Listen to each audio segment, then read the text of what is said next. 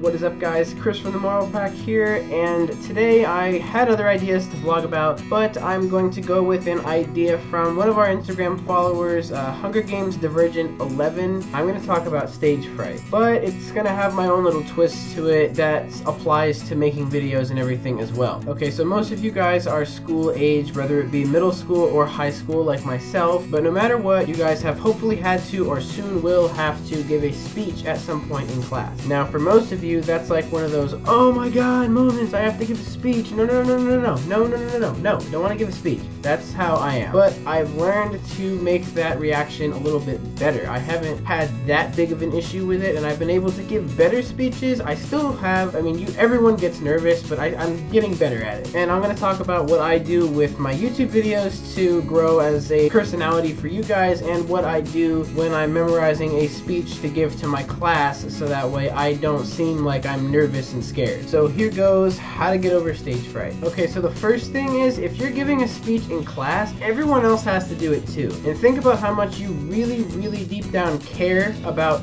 other people's speeches. Probably not very much. Unless they're your friends, the only reason you listen is to write down a couple facts about their speech on the stupid worksheet that your teacher gives you, I'm sure. So you can imagine that most people would probably feel the same way. A lot of the nervousness comes from just you inside your head. You create it for yourself. None of it really exists until you create it. One thing that helps a lot is if you know your speech well. If you get note cards, don't rely on them.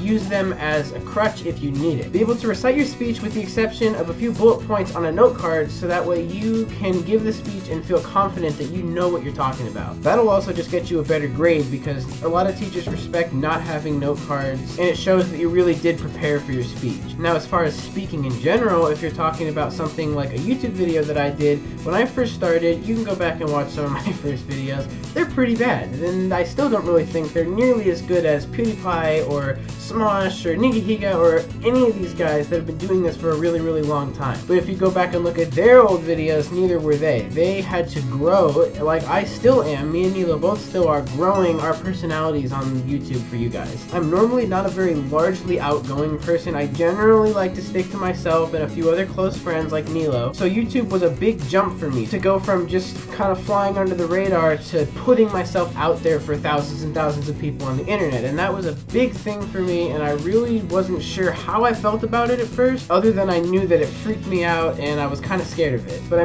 like to think of it this way. If I'm being judged by someone on the internet, first of all, they don't have the guts to say anything to you in person. They have to do it behind their computer screen. Meanwhile, you're posting videos of yourself, putting yourself out there for other people. Secondly, there's so many different types of diverse people who upload their videos every day, and none of them are perfect at all in any way whatsoever. So why should you be judged any more than they? And this goes for all public speaking. If you're talking about school, everyone in your class has to give a speech. So why should you be judged any more than the rest of them? Why is your teacher or your peers going to judge you harder than anyone else? Everyone has to give the same speech you do, regardless of the topic. Also, and again this applies to all forms of public speaking, the more you do it, the better you get at it. Like I was saying before, if you know the content of your speech, it'll better help you be able to give it and give it more confidently. A lot of that comes through repetition. If you are constantly giving speeches like someone as part of a speech and debate club, you would be much better at giving speeches over time than someone who only gives speeches for their class speech assignment. And this is just because they have much more practice and they do it a lot more often. I think this can also apply to YouTube videos. Again, going back and looking at some of the biggest YouTubers' first videos, they weren't very good. But as they progress, their personalities grow and they get better and better and more comfortable in front of the camera and more comfortable showing their true personalities, and through that time and that repetition, that can slowly come out. I can already see a big change with myself in the past few months that I've been doing this, how far that I've come, and I can still see in the future I will be going much farther. Basically what I'm trying to get at here is just all of the nervousness that comes from giving a speech or public speaking. It just comes in your head. Everyone wants to do what the crowd is doing. If you were up and on stage or in front of the class with 6 or 7 other people, you'd be much more comfortable. But if you're by yourself, just one, it becomes a lot more personal because all eyes are on you. But if you just see it as talking to a bunch of your classmates that you've been sitting next to and working working with all year long, it's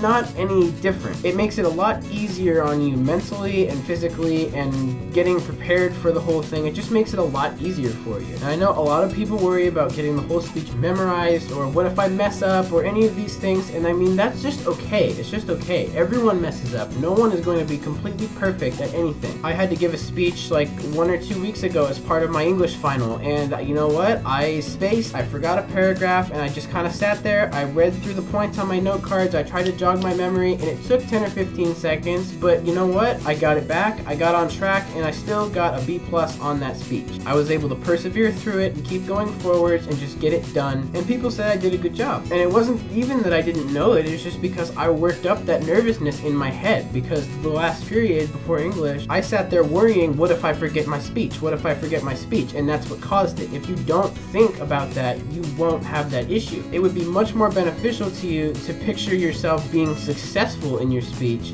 than not. In the end, it's all a mental game, and that's really just my point with this video. So regardless of if you have a big speech coming up, or if you just want to start a YouTube channel, all of these things can apply. To wrap up my points, I would just say be yourself, don't let it get to your head, think positive thoughts about how you're going to be successful in your speech instead of failing your speech. If improvement comes with repetition, the more you do it, the better you'll be at it. Knowing your content will better help you be prepared to give your speech. And the last point, just be yourself and show your true personality. Let other people see you for how you really are. If you have any other questions or comments on this, feel free to leave a comment down below. Make sure you like this video if you enjoyed it, and subscribe for more content like this. My name is Chris, and I'll catch you guys in the next one.